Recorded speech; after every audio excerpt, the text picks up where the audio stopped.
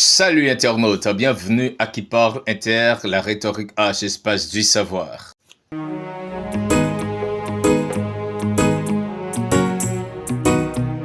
L'heure est grave. Le monde est sur le point de connaître une troisième guerre mondiale. Ce sera l'apocalypse, la plus terrible de toutes les guerres. Les puissances de ce monde se livrent à une bataille sans merci. La Chine, les États-Unis d'Amérique se battent pour la suprématie du monde. L'OTAN affronte la Russie pour la liberté de l'Ukraine et la Russie face à l'avancée de l'OTAN pour son existence. Un fait qui produira la chute de Babylone la Grande. Apocalypse chapitre 18, versets 1 et 2. Après cela, je vis descendre du ciel un autre ange qui avait une grande autorité, et la terre fut éclairée de sa gloire. Il cria d'une voix forte, disant, « Elle est tombée, Babylone la grande. Elle est devenue une habitation de démons, un repère de tout esprit impur, un repère de tout oiseau impur et odieux. » Une prophétie qui concerne le temps moderne. Pour mieux comprendre cela, il faut étudier la statue de Nabuchodonosor de Daniel chapitre 2 et les 4 bêtes de Daniel chapitre 7.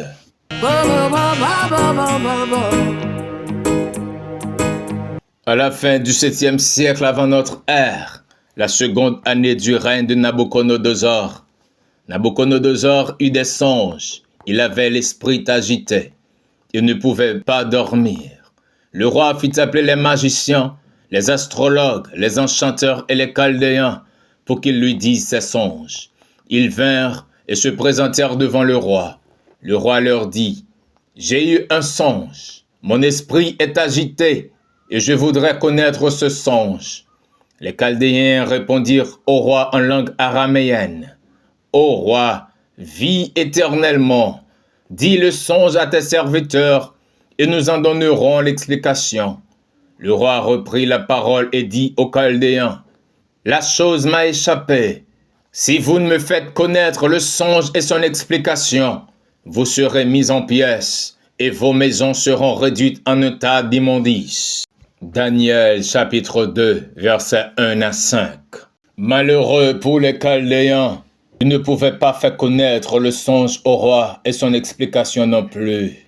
Une situation tendue qui pourrait coûter la vie des gens et le destin du royaume. Mais, comme dans la vie, il y aura toujours un sommet plus haut, une connaissance plus avancée, un amour plus profond. La vie ne s'arrête jamais, elle est un perpétuel changement. Dit le mantra Bouddha, l'absolu est au-delà, bien au-delà, très très au-delà de tout ce que nous pouvons imaginer. Pendant les 70 ans de la captivité juive à Babylone, il y avait Daniel, sur qui reposait l'esprit de Elohim, le Dieu d'Israël, pour rendre sans effet la sentence publiée du roi Nabuchodonosor contre les sages du royaume, a révélé enfin le songe au roi et en donna l'explication aussi. Daniel dit au roi, « Si ce secret m'a été révélé, ce n'est point qu'il y ait en moi une sagesse supérieure à celle de tous les vivants, mais c'est afin que l'explication soit donnée au roi et que tu connaisses les pensées de ton cœur. Ô roi, tu regardais et tu voyais une grande statue. Cette statue était immense et d'une splendeur extraordinaire. Elle était debout devant toi et son aspect était terrible. La tête de cette statue était d'or pur, et sa poitrine et ses bras étaient d'argent. Son ventre et ses cuisses étaient d'airain, ses jambes de fer, ses pieds en partie de fer et en partie d'argile. Tu regardais lorsqu'une pierre se détacha, sans le secours d'aucune main, frappa les pieds de fer et d'argile de la statue et les mit en pièces. Alors le fer, les reins, l'argent et l'or furent brisés ensemble et devinrent comme la balle qui s'échappe d'une haie en été Le vent les emporta et nulle trace n'en fut retrouvée. Mais la pierre qui avait frappé la statue devint une grande montagne et remplit toute la terre. Daniel chapitre 2, versets 30 à 36. Au verset 36, Daniel dit au roi, voilà le songe. Nous en donnerons l'explication devant le roi. Ô roi, tu es le roi des rois, car le Dieu des cieux t'a donné l'empire, la puissance, la force et la gloire. Il a remis entre ta main en quelques lieux qu'ils habitent, sont des hommes, les bêtes des champs et les oiseaux du ciel. Et il t'a fait dominer sur eux tous, c'est toi qui es la tête d'or. Après toi, il s'élèvera un autre royaume, moindre que le tien, puis un troisième royaume qui sera dominé, qui sera d'airain et qui dominera sur toute la terre. Il y aura un quatrième royaume, fort comme du fer. De même que le fer brise et rompt tout, il brisera et rompra tout, comme le fer qui met en pièces. Et comme tu as vu les pieds et les orteils en partie d'argile, de potier et en partie de fer, ce royaume sera divisé. Mais il y aura en lui quelque chose de la force du fer, parce que tu as vu le fer mêlé avec l'argile. Et comme tous les droits des pieds étaient en partie de fer et en partie d'argile, ce royaume sera en partie fort et en partie fragile. Tu as vu le fer mêlé avec l'argile, parce qu'ils se mêleront par des alliances humaines, mais ils ne seront point unis l'un à l'autre, de même que le fer ne s'allie point avec l'argile. Dans le temps de ces rois, le Dieu des cieux suscitera un royaume qui ne sera jamais détruit et qui ne passera point sous la domination de notre peuple. Il brisera et anéantira tous ces royaumes-là, et lui-même subsistera éternellement. C'est ce qu'indique la pierre que tu as vue se détacher de la montagne sans le secours d'aucune main, et qui a brisé le fer, l'airain, l'argile, l'argent et l'or. Le grand Dieu a fait connaître au roi ce qui doit arriver après cela. Le songe est véritable et son explication est certaine. Even now my voice I raise to thank you, Jesus. Yeah, I praise you, God, you are faithful. Qui parle Inter.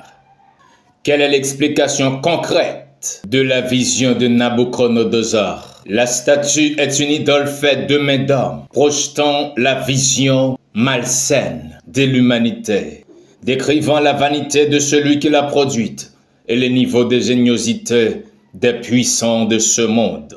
C'est une façon de montrer l'insensibilité des hommes. L'or est le métal par excellence, le plus précieux de tous les métaux, mais reste encore insensible et inanimé.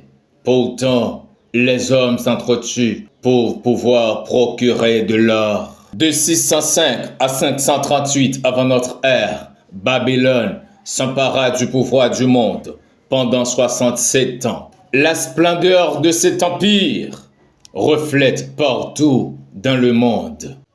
Dès 538 avant notre ère, les Mèdes et les Perses assujettissent l'empire Babylone.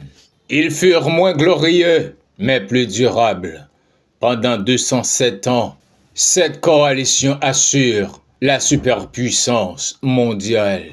C'était l'empire d'argent. Et en 331 avant notre ère, Alexandre le Grand, le Macédonien, renversa les Perses. Jusqu'au 168 avant notre ère, le bronze représentait la Grèce. Cet empire dure 163 ans et sa domination s'étend sur l'Égypte, la Lydie et Babylone. Le fer, le métal, le plus dur de tous les métaux, 268 avant notre ère à 476 de notre ère, Rome domine le monde. Pendant 644 ans de destruction, mais vers 476 de notre ère, Rome est enfin divisée. en partie d'argile, mais conserve encore une partie de fer. L'argile, c'est de la terre cuite et l'hypocrisie des hommes politiques. Cette division représente les puissances du monde actuel. C'est autant des puissances de ce monde moderne que Elohim va envoyer son puissant royaume dirigé par Yahshua HaMashiach. Voilà le sens de la pierre qui se détacha sans le secours d'aucune main et qui a brisé l'argile, le fer, les reins, l'argent et l'or. Ce sera un royaume éternel. Kipol Inter, la rhétorique H, espace du savoir, société, culture, politique et religion. I remember what you did before, you will do it again. My light shall be greater, from glory to glory. My light shall be